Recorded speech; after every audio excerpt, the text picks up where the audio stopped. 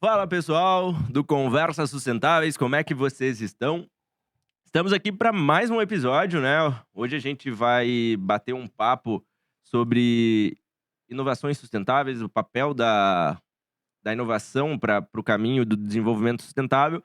E eu tô hoje com o meu camarada Rafael Dutra, da Trechinho, ou conhecido como Rafinha também, para a gente conversar um pouco, né? Ele trazer um, o que eles já fazem, né, a vivência que ele tem dentro dessa parte de inovação, tecnologia, e como isso vai se encaixar num cenário aí de 24, 25, cada vez mais forte essa pauta de sustentabilidade. Então seja muito bem-vindo, meu querido. Valeu, Wagner. Obrigado. Como de costume aqui, a galera gosta de saber quem é que tá falando com a gente, quem é o Rafa, como é que chegou, onde chegou.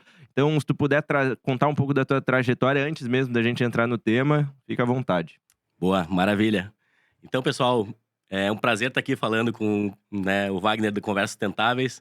Muito mais do que um entrevistador aí, um grande amigo, né? Um grande parceiro também de negócio. Bom, Rafael, antes de ser sócio da Trechin, né? Hoje, essa startup que trabalha com gestão de resíduos e logística reversa, que a gente vai estar falando um pouco mais aqui, foi também sargento do Exército por 7 anos e depois disso gestor de eficiência e processo na Pirelli, né? Depois se tornou Prometheum. Então, foi de fato um grande desafio, né? Sair de algo extremamente controlado e passando por todas as etapas até chegar num trabalho aí que gera muito impacto, né? É muito impacto social, mas que também tem as suas dificuldades aí, tem os seus desafios. A gente vai estar falando um pouco mais disso, de como atrelar a inovação à sustentabilidade aí ao longo dessa fala. Maravilha, tia. Então, pra gente já andar um pouco, né, ah, a gente vivencia bastante no dia a dia a questão da inovação, onde a gente frequenta, né, a gente está cercado por questões de inovação não diretamente ligadas à sustentabilidade, mas, para que a gente ande, né, num caminho do desenvolvimento sustentável, qual é o papel da inovação para a gente tornar os processos melhores, mais eficiente? Como é que tu enxerga isso? Boa. Bom, então eu acho que inovação ela vem como um grande facilitador, né? Principalmente agora nesse momento em que a gente tem grandes empresas e que entenderam que tem que muitas vezes mudar rapidamente alguns processos, né? Muito focado também na sustentabilidade. A inovação ela serve como esse grande facilitador para conectar, né? Muitas vezes as startups, como a gente está aqui falando, e conseguir desenvolver de certa forma todo esse impacto sem ter, né, a perda de toda a burocracia, de todo o trabalho que já foi construído ao longo dessas décadas aí, e hoje elas são o que são muito em função disso. Então, acredito que não só como, né, nesse trabalho, nesse ambiente todo, né, industrial, mas também como sociedade, né? A gente tem enxergado inovação em todos os princípios aí da nossa sociedade, e seja através de legislação, seja através do próprio consumidor que tem observado mais isso, de fato a inovação está muito mais presente hoje, né? Perfeito. Ah, no âmbito de sustentabilidade, tem tem 2 visões, né. Aqueles que acham que a gente deveria, na verdade, ter menos tech, né, os low tech, hã, e outros que defendem, né, na verdade, ao invés de pisar no freio, a gente acelerar esse processo tecnológico, hã, pra pra que a gente consiga, de fato, alcançar esses objetivos que a gente tem.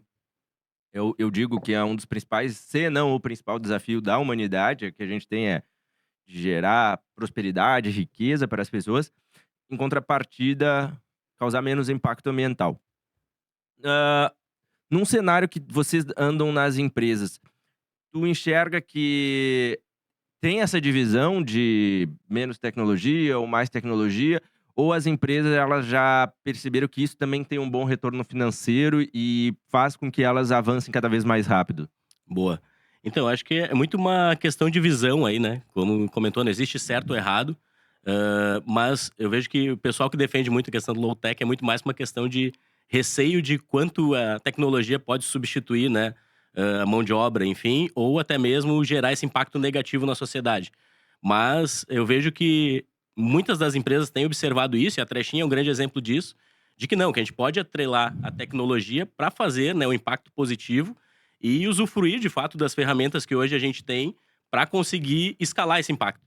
Então, se a Trashin não tivesse a tecnologia que tem, talvez hoje a gente tivesse resumido a Cachoeirinha, que foi a cidade que a gente começou.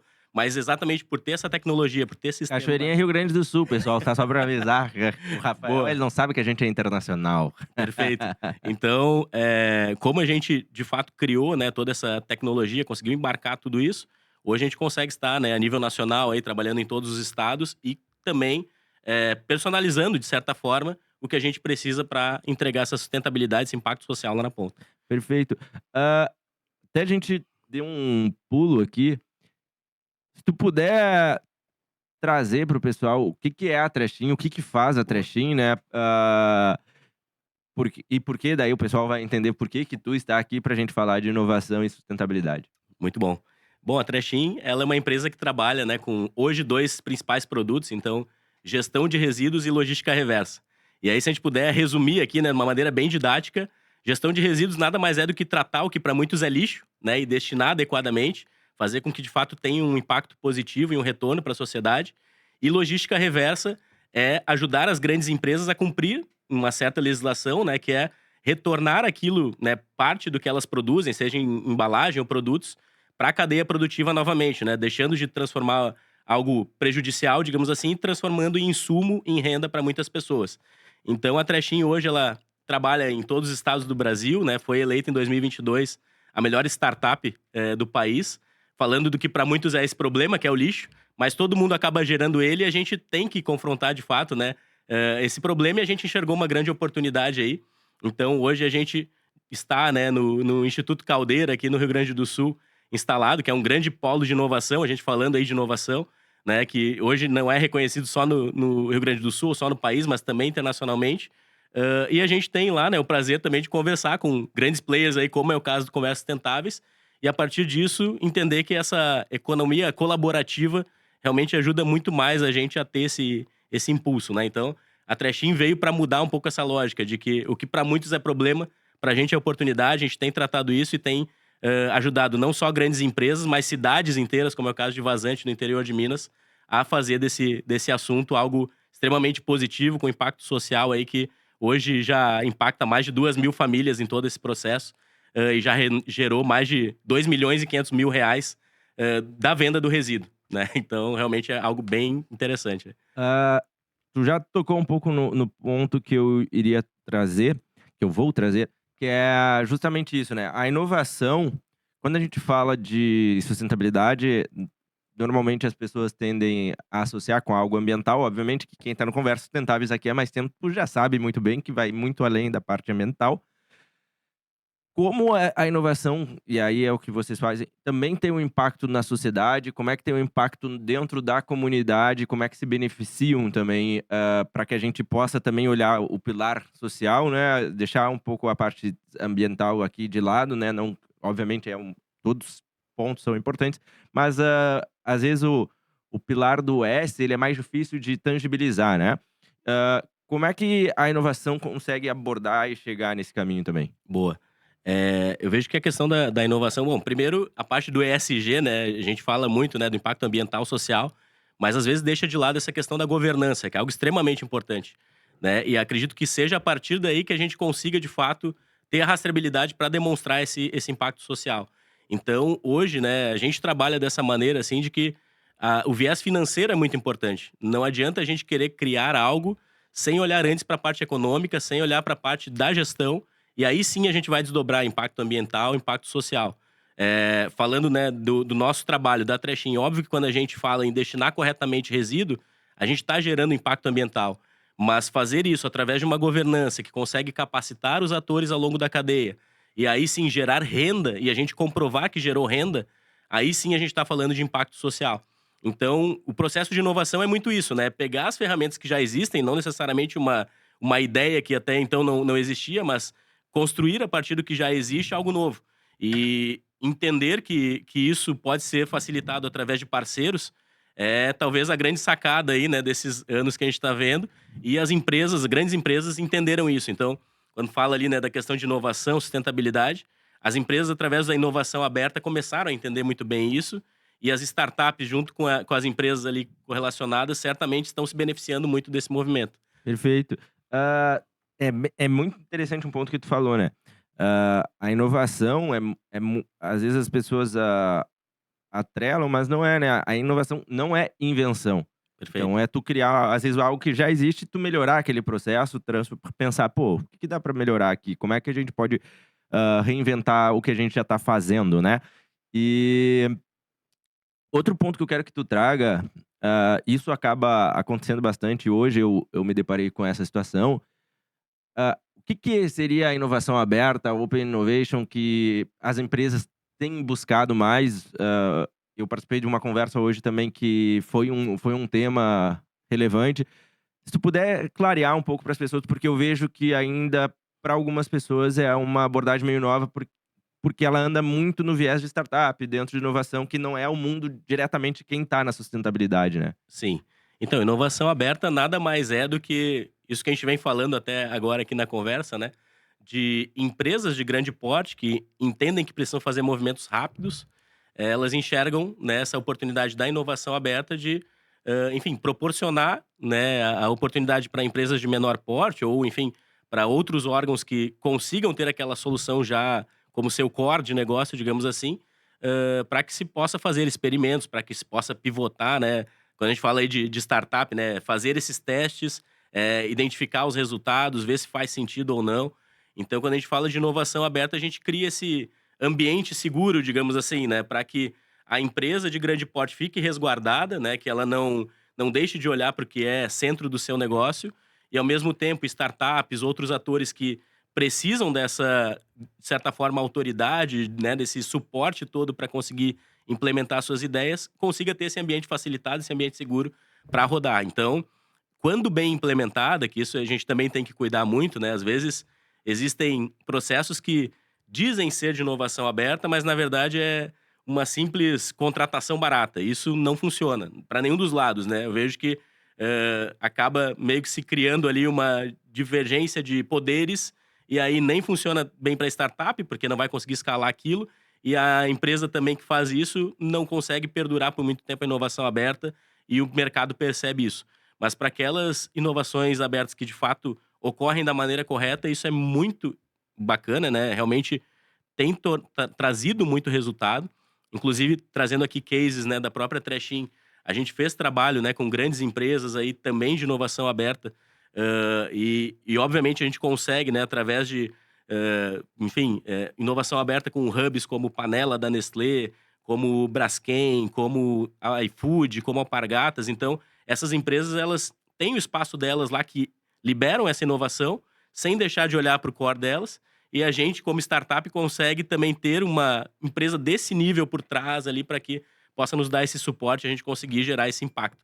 Então, inovação aberta nada mais é do que isso, né? Esse encontro de empresa com startup ou com outros atores que facilitem, digamos assim, a inovação sem prejudicar nenhuma das partes, né? Perfeito. Ah, um outro tema interessante da gente falar é que a gente tem entendido, né, que a tecnologia por si só torna muitos processos, mais eficientes, mais baratos para as empresas. E quando a gente fala de sustentabilidade, essa questão, hã, ainda é um pouco de barreira, mas um pouco de barreira, mesmo sabendo que tem benefícios, né, mesmo a gente entendendo que gera retorno. O que que tu vê atuando no dia a dia que torna isso aí, por que que ainda não tem maior adesão? Um dos mapeamentos que, quando eu era do setor de energia, a gente via nos países ricos, que 3 pilares funcionavam bem lá para os desenvolvimentos sustentável andar. O nível de conscientização e educação sobre a pauta de sustentabilidade. Então a maturidade de uma maneira geral da população é maior do que a gente tem aqui no Brasil. Fomento à inovação e tecnologia, então lá eles despejam grana para que tenha processos melhores, novas tecnologias, e também a parte de uma política atuante que permita que tudo isso aconteça, que saiba a importância disso para aquele país, para aquela comunidade, de uma maneira geral. que tu enxerga que é uma barreira aqui no Brasil para a gente não avançar mais, sendo que o Brasil tem, condições de ser líder nesse setor de transição energética, seja de resíduos, seja na parte de reflorestamento. Por que tu acha que a adesão não é tão grande, ainda os investimentos, não são tão expressivos quanto são, internacionalmente? Boa. Primeiro, acho que é criar esse ambiente propício para isso, né? Quando comentou ali dos 3 pontos, e eu concordo totalmente, né? A maturidade, o fomento e também uma política, digamos assim, que seja aberta para esse tipo de assunto. De fato, eu vejo que hoje a gente ainda é muito. A pauta, né? Ainda é muito recente aqui no Brasil. Então, existe, obviamente, uma desconfiança, né? De o quanto a gente tem, né? De fato, esse ambiente seguro para isso. E mais do que isso, eu acho que é também a gente entender, né, que nós não somos uma simples réplica, digamos assim, de uma Europa, de uns Estados Unidos, com algumas décadas atrasado, né, com um delay. De fato, a gente tem políticas distintas, a gente tem assuntos divergentes, então a gente não pode estar tratando, por exemplo, de crédito de carbono quando a gente tem um impacto social muito grande. Então, a gente entender, né, que existe sim divergência nesse tipo de assunto que a gente tem que começar a trabalhar para daí sim se chegar num ambiente seguro e daí de repente tratar outros assuntos, talvez demonstre pro restante do mundo que a gente tem essa maturidade e sabe onde quer chegar. Então, 2 pontos, né, como eu comentei, acho que é ter esse ambiente seguro muito uma questão de é muito recente ainda pra gente, e outra é a gente tratar de assuntos que de fato aqui são relevantes e não o que a gente enxerga muito que é esse top down, né? Ver algo da Europa, ver algo dos Estados Unidos e as empresas aqui ter que simplesmente implementar. Acho que isso muitas vezes não funciona e acaba travando muito, né? Porque quando a gente fala de maturidade, né? A gente conversou muito sobre isso em outro dia. A gente tem ali a parte do time mesmo, né? O C-level ali, né? Os diretores que sabem muito bem a importância, né? Da sustentabilidade, da inovação, enfim, no seu processo. A gente tem o pessoal lá, né?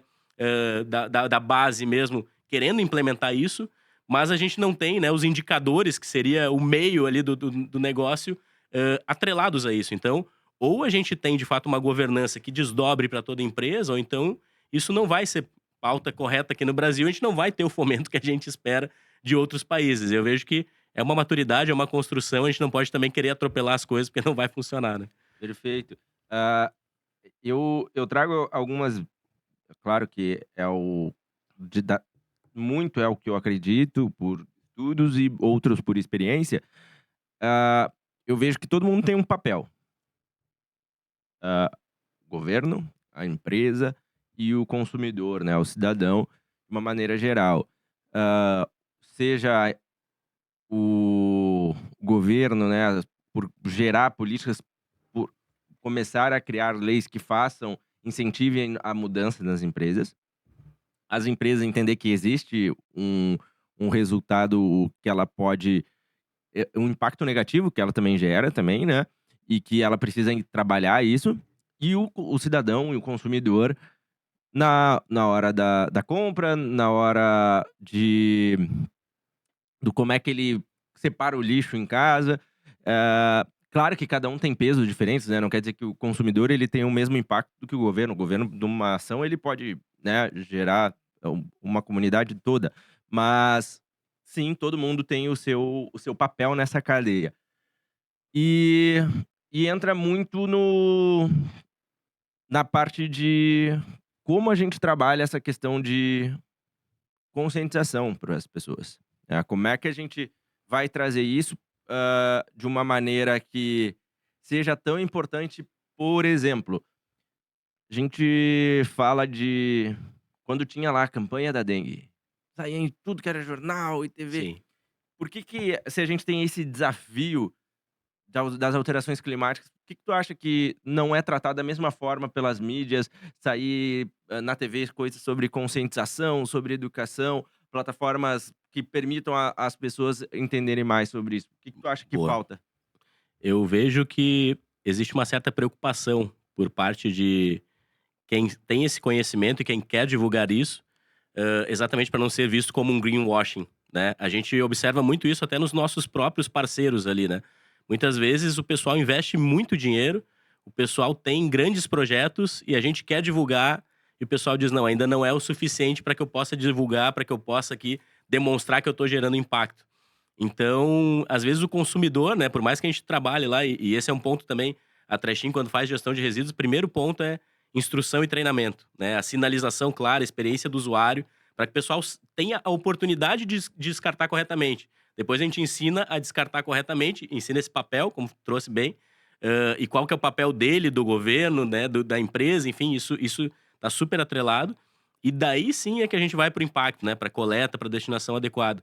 E eu vejo que muitas vezes o pessoal faz toda uma campanha, né, de incentivo, de educação, quebra alguns mitos, e aí hoje, infelizmente ou felizmente, né, a gente tem muita voz, e aí acaba vindo hater, acaba vindo gente que não conhece do assunto, acaba queimando o que muitas vezes o pessoal está buscando promover. Então, essa preocupação com o que o pessoal vai falar, eu vejo que é uma grande barreira, é um grande gargalo para que a gente possa educar mais pessoas.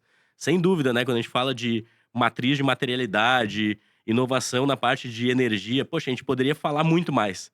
Mas aí existe esse receio de, bom, e como que eu vou ser visto do outro lado?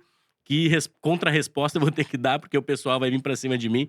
Então é muito complicado. Certos assuntos ali, eu sinto que aí, nessa era que a gente vive aí é muito delicado, né? Perfeito. Já vou aproveitar aqui, o jabá para falar um pouco do Conversas Sustentáveis, né, ah, que justamente é um ecossistema digital de educação, né, a gente tem outras coisas, mas a base é a educação. A gente, quando surgiu, era justamente tentar sanar isso, né, como é que a gente vai falar de coisas se a gente nem entende, né. Eu via que o ápice era, às vezes eu ia falar com algumas empresas, uma vez eu fui convidado para falar com vários C-levels, e ali eu via que o pessoal nem sabia o que estava fazendo. Sim, Ele só estava replicando o que estava todo mundo dizendo. perfeito. E a e eu falei: "Pô, a gente tem um puta desafio". Eu, particularmente, sempre gostei de pautas ligadas com sustentabilidade. Eu tenho essa visão de propósito. Eu acho que a gen olhando numa visão mais holística, ah, acho que a gente tá aqui nesse plano por algum motivo, seja para contribuir pra alguma coisa. E aí eu falo: "Pô, a gente tem um puta desafio ali de alterações climáticas". Pô, esse ano de 2023, o que ocorreu de catástrofe, eu não tô nem falando da parte financeira, porque isso gera custo, né. É um e aí, agora, como é que a gente poderia educar essa galera? E além de educar, a gente, poder conectar pessoas, né, porque trazer alguém que tá começando sobre sustentabilidade, ou uma empresa nova, e poder falar com uma empresa grande que já tá com um nível de maturidade maior, ou aquela pessoa que busca uma transição de carreira, conseguir falar com um executivo que já tá lá, era o meu objetivo e é algo que a gente tem colocado em prática mesmo, porque se a gente não entender que é um assunto sério, que é algo extremamente relevante, de se falar todos os dias mesmo, porque envolve a tua vida, a minha, das nossas famílias, e e para que a gente possa até atrair investimentos, é isso, né, é entender que ninguém vai investir. Lá no setor de energia, a gente percebia que tinha fundos internacionais querendo vir para o Brasil, mas a grande parte das das empresas não tem grau de maturidade para receber aporte internacional. Exatamente. Simplesmente eles acham que: "Ah, não, eu botei energia solar, eu sou sustentável". Ou que alguém tem que depositar dinheiro, a taxa quase fundo perdido, e isso faz com que a gente acabe também não avançando nas agendas, né. Sem dúvida. E essa questão, assim, de desmistificar muita coisa, né, de que falar de sustentabilidade não é plantar aquela árvore e cuidar dela até ela crescer, e sim é uma redução de riscos. É isso, né. E para negócio isso é fundamental. Então, não é porque a gente está aqui hoje, né, mas realmente o Conversas Sustentáveis, através da plataforma, traz muito desse conhecimento, né, dá de fato voz para esses atores aí, né, para que eles possam se conectar.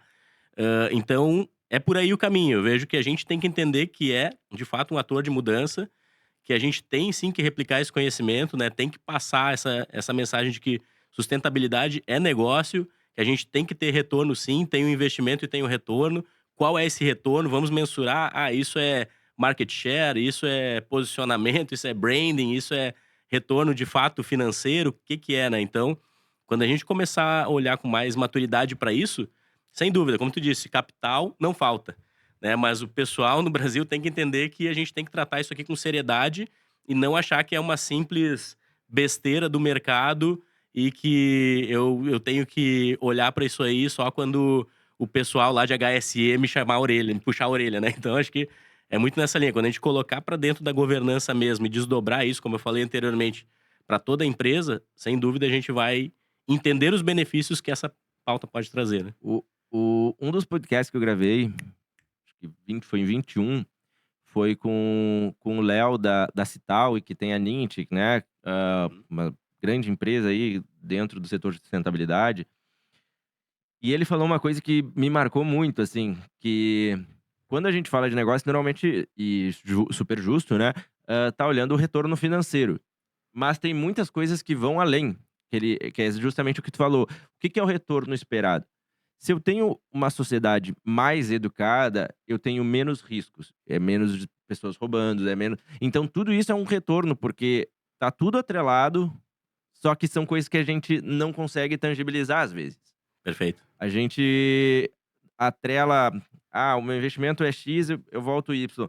Eu lembro que eu falei uma vez com o pessoal da Europa sobre no setor de energia, e foi a primeira vez que me fizeram esse tipo de pergunta, e aí tu vê que o nível lá é muito mais maduro, assim. Claro que tem coisa, não é só pontos bons, tem pontos fracos também, mas eu prefiro olhar para os pontos bons dos locais. E aí fiz uma análise ali de investimento, né, para uma usina, e o que que normalmente tu faz numa análise de investimento, tu traz o retorno, né, vai assim, vai retornar tanto, funciona essa. E aí o cara: "Não, legal e tal". Mas, mas qual é o impacto na região? Quem é que vai participar da obra? Cara, ninguém nunca me perguntou isso. De Sim, querer saber quem é que vai trabalhar, qual é o impacto, qual é o benefício que vai gerar para a comunidade. E aí tu vê que as condições lá é muito mais avançado, porque mesmo tu tendo um bom retorno, pode ser um impeditivo se o projeto não vai gerar impacto na comunidade, não vai ter. sem dúvida. Então isso é um ponto que muito importante de trazer, que essas análises, elas têm que estar fundamentadas, mas como é que a gente olha, outro ponto que eu gosto de trazer, hã, fugindo um pouco até do que a gente estava falando, mas assim, que as empresas, olha o que é ser sustentável na minha visão, né. Se eu tenho um fornecedor, beleza, e eu tô sempre espremendo esse cara, hã, eu automaticamente porque eu tô tendo uma boa margem, meu negócio é lucro e tal. Mas será mesmo? Se esse cara quebrar, o que que vai acontecer com o teu negócio? E tu fazer uma boa gestão, claro que tu tem que negociar, isso é parte do negócio, esse é um ponto. Agora a questão, quando a gente quer sempre entra o ponto de explorar alguém, porque o cara vai aceitar, de repente ele tá quebrado, tá lá, ele vai aceitar a proposta, porque ele vai precisar sobreviver, Sim, né. Hã, quem nunca montou um negócio no início que tu aceitava basicamente tudo que era proposta só pra dizer que tu tinha cliente, né.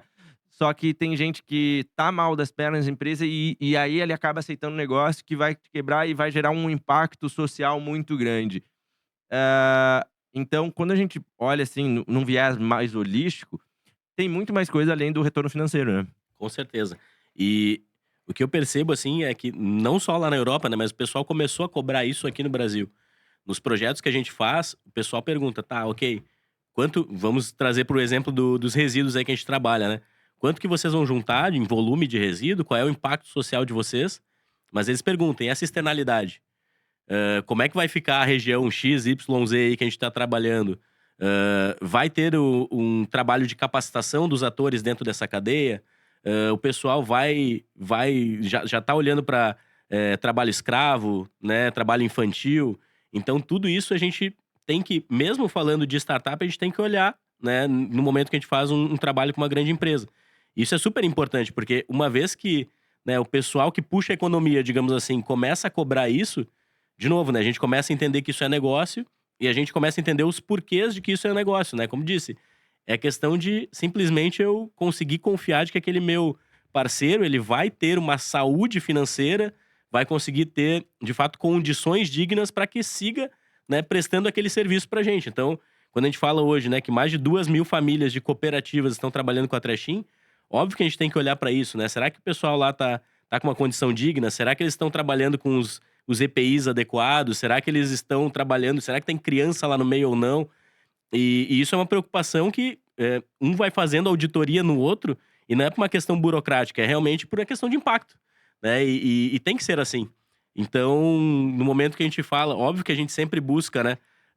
Falando de impacto, a gente sempre busca do maior impacto para o menor, mas tem que se ter todas essas questões básicas, e o pessoal também, né, que quer prestar um tipo de serviço, eu acho que é muito essa questão de posicionamento, né? Óbvio que no início a gente quer ter ali uma boa empresa no portfólio ali para conseguir negócios melhores, mas também a empresa tem que olhar para dentro de casa e não, peraí, será que tá fazendo sentido isso? Será que eu não tô realmente, né, fugindo de tudo que eu imagino, de tudo que eu acredito por um simples valor, né, aí financeiramente falando?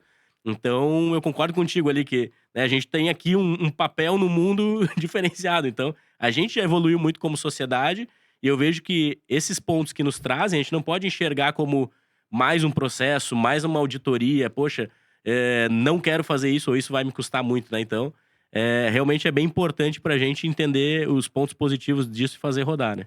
Perfeito. Hã, pessoal, antes que vocês pensem que eu só tô olhando, é que eu tenho as perguntas aqui anotadas. Hã, o Se tu puder trazer um pouco como é que é o dia a dia da Trechim, pra gente ter, pra quem tá ali, seja olhando via YouTube, seja escutando Spotify, entender o que que faz uma empresa que trabalha com gestão de resíduos, como é que funciona todo esse processo, e como é que vocês também fazem essa mensuração dos impactos que vocês geram? Boa.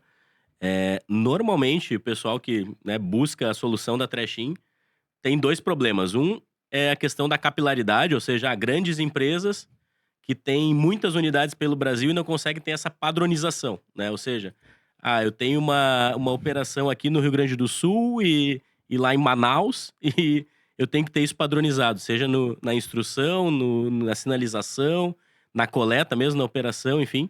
Então a gente consegue hoje, né, trabalhar com todo esse padrão a nível Brasil, e depois é replicar esse conhecimento que a gente estava falando, né, para que realmente o pessoal saiba destinar e o porquê que está destinando. Então, quando a gente fala de gestão de resíduos, nada mais é do que isso, né? Bom, eu tô passando algo que eu não tenho conhecimento para alguém que sabe o que fazer, sabe como falar, sabe destinar corretamente, e vai me trazer toda a documentação que eu preciso para entender, né, esse impacto na cadeia da maneira correta.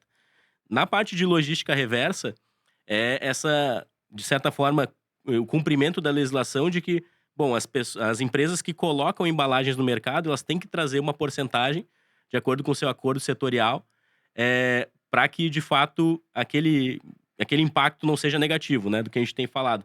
Então, quando a gente fala ali, bom, normalmente é 22% isso, né? Então a gente, vamos dizer aí, Alpargatas, né, que é um grande parceiro nosso. Quando eles colocam milhões de pares no mercado, eles teriam que trazer, né, 22% disso para reciclagem. E aí, mais do que isso, eles têm que fazer ações de conscientização, né, que a gente está falando de mostrar esse conhecimento todo. Então, a gente ajuda eles nessa divulgação, ajuda eles a criar desde o coletor, onde que esse coletor vai ficar, para qual cooperativa vai depois o chinelo, depois que chega na cooperativa, para qual indústria de transformação vai ir, e depois em que isso vai se transformar. Vai ser uma roda de carrinho de mão, vai ser um tatame, vai ser um tapete. Então, tem todo esse trabalho de ponta a ponta mesmo, né?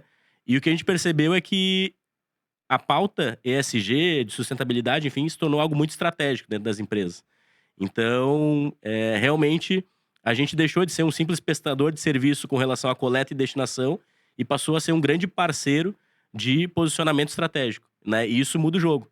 Isso realmente impacta a sociedade, e aí não é à toa aí que a gente está hoje em todo o Brasil falando desses projetos, né? Então, embalagens da Natura, chinelos da Alpargatas, tênis da Nike. Então, poxa, o pessoal tá preocupado com isso. E eu tenho certeza que o pessoal aí que tá em casa talvez nem saiba que essas grandes marcas estão fazendo esse tipo né, de abordagem. Porque é isso, muitas vezes o pessoal faz lá com 100, 200, 300 lojas e para eles ainda é pouco, né? Fazem ações na praia, fazem contato com cooperativas E aí eles não querem também fazer simplesmente para dizer que estão fazendo. Eles realmente internalizaram, colocaram dentro da sua cultura e estão trabalhando isso internamente, né? Então, é bacana, é bem importante esse momento que a gente está vivendo. E eu entendo que, sem dúvida, a gente tem aí para 2024, 2025, um ambiente muito propício para quem busca inovação nessa área, né? Não é à toa que a gente está falando aqui hoje. Boa. Cara, acho que a gente andou já em vários pontos e acho que pra gente fechar aqui, eu queria que tu trouxesse um pouco uma visão de futuro, o que que tu vê do mercado agora, né, de uma maneira geral. Hã, teve o recesso entre aspas, né, o recesso dos investidores, meio assustado com o mundo das startups de uma maneira geral, Sim. que também afeta a sustentabilidade, né, por diversas empresas. Mas eu acho que, daí trazendo também um pouco da minha visão, que a gente tem uma grande oportunidade em 24 e 25, principalmente guiado pela COP que vai acontecer no Brasil, né? A COP 30, que vai acontecer no Belém do Pará em 2025. Então, o mundo inteiro vai estar olhando para o Brasil. O Brasil vai ter que lançar iniciativas, uma série de ações. Qual é a tua expectativa para os próximos anos na questão de business mesmo, da Trechin e também nas oportunidades de mercado?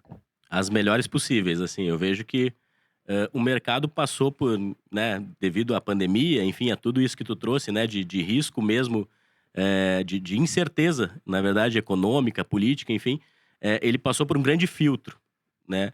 E quem se manteve, certamente, óbvio, isso foi muito negativo para muitas pessoas, muitas empresas, enfim, mas quem se manteve com um olhar muito maduro e quem entrou no mercado nesse momento também entrou muito mais maduro com relação à solução, com relação às estratégias, com relação enfim, a como desdobrar isso nos próximos anos. E o mercado aceitou isso muito bem, e eu vejo que 2024 começou já muito bem pra gente, né, falando como Trechin, e vejo que o mercado como um todo, assim, né, a gente tá numa crescente muito grande, então 2024 e 25, e daí também, né, minha opinião aqui, mas a partir de análises de tudo que a gente tem visto aí no mercado, realmente está muito promissor para isso. E, de novo, a gente tem que só saber muito bem como se posicionar, né? Não ser, né, aquela pessoa que enfim, vai fazer, de certa forma, um movimento contrário, ou seja, não aceitar que está aí a pauta da sustentabilidade, do ESG, achar que isso está batido, que todo mundo está falando disso, não se aprofundar, não ter conhecimento, né? Não buscar, né, conhecimento, como é o caso ali, né, de entrar na plataforma, entender um pouco mais. Então, todo mundo que está aqui, né, seja buscando ouvir um podcast, seja buscando ler sobre o assunto, seja antenado à COP que vai acontecer. Então, ter essa visão muito mais geral, né, muito mais analítica no sentido de macroeconomia, no sentido de internacionalização, certamente quem tiver essa visão vai conseguir acompanhar essas tendências e vai se dar muito bem nesses próximos anos. Quem achar que realmente o Brasil é algo à parte, que a gente não tá falando a mesma linguagem que o mundo e que, enfim, é simplesmente mais do mesmo, aí sim, aí não vai ter lugar, realmente vai passar por esse filtro e vai ficar, né? E os outros que se deram bem aí vão certamente ter muitos louros em cima disso. Então, acho que vai ter muito essa divisão, né? No sentido assim de quem não entender a ideia realmente não vai ter espaço, mas quem permanecer, certamente vai ter um mercado aí abundante para crescer aí nesses próximos anos. Maravilha! Pessoal, estamos estourando basicamente o nosso tempo aqui. Ah, quero te agradecer por esse tempo, por parar aí. Sei que tua vida é uma loucura aí, tá sempre em agenda. Só encontro o cara para tomar uma cerveja, para falar de negócio. As agendas também são complicadas mesmo, mas a gente poder explanar esse assunto. Então eu quero também deixar as minhas considerações, que basicamente vocês já sabem, né? Para quem tá ouvindo pela primeira vez, nos sigam em todas as mídias, tudo é Conversas Sustentáveis, não tem erro, então bem fácil de achar. E, Rafa, acho que de repente se tu quiser trazer algumas considerações finais que de algum ponto que eu não trouxe, que tu acha relevante também citar. E, como é que as pessoas acham a Trechinha? Alguém que tá olhando assim: "Pô, queria trabalhar com esses caras, eu quero contratar esses caras, quero ser parceiro", então acho que é o teu momento aí. Boa, maravilha. Bom, primeiro quero agradecer a oportunidade aí, né, Wagner? O Wagner, muito mais do que um grande, né, representante aí do nosso time, né, de startups, de inovação, enfim, é um grande amigo, né, como ele mesmo citou aqui. Então, agradecer por ser esse cara que, independente dos gargalos aí, das dificuldades que a gente tem, das barreiras que a gente sabe que enfrenta, segue fazendo aquilo que acredita, né? E são poucas as pessoas que têm essa coragem, né, de realmente fazer o que acredita, chamar mais pessoas que têm essa vontade de mudar o mundo, realmente dar voz para essas pessoas. Então, te agradeço de coração aqui pela oportunidade. E com relação a Trechin, né, quem puder nos seguir nas redes sociais, quem puder buscar, né, o nosso site, sem dúvida, isso agrega demais, porque a gente, né, muitas vezes a gente diz que nós éramos 4, 5 loucos que queria tirar dinheiro do lixo, e hoje a gente tem aí mais de 2.000 pessoas na nossa base sendo impactadas positivamente. Então, o site lá é trechin.com.br, nas redes sociais é @trechinhoficial. E aí, né, quem quiser, né, mandar um contato ali, enfim, alguma sugestão, enfim, ou currículo aí, né, para as oportunidades que a gente está abrindo, é contato@trechin, né? Então pode mandar lá, contato@trechin.com.br, que a gente também vai receber. E um prazer estar aqui conversando. Espero que a gente tenha, né, outras oportunidades aí também. E muito sucesso aí, realmente, né? Não só no Conversas Tentáveis, mas em todas as frentes aí, que a gente sabe que também é um cara de vários projetos aí, né? E toca muita coisa, faz muita coisa acontecer. E nunca perca aí esse perfil, né, de executor, assim, porque muitas vezes a gente tem muitas pessoas com boa vontade, mas que não colocam a ideia em prática, e aí uma ideia, só a ideia não vale quase nada, talvez uma cervejinha lá no bar para contar pro amigo, né? Mas quem faz acontecer mesmo, transforma realmente o país, o mundo, e a gente tá aqui para isso. Então, Wagner, muito obrigado mais uma Valeu, vez. meu bruxo. Até mais. Valeu, até mais. Tchau, pessoal. Valeu.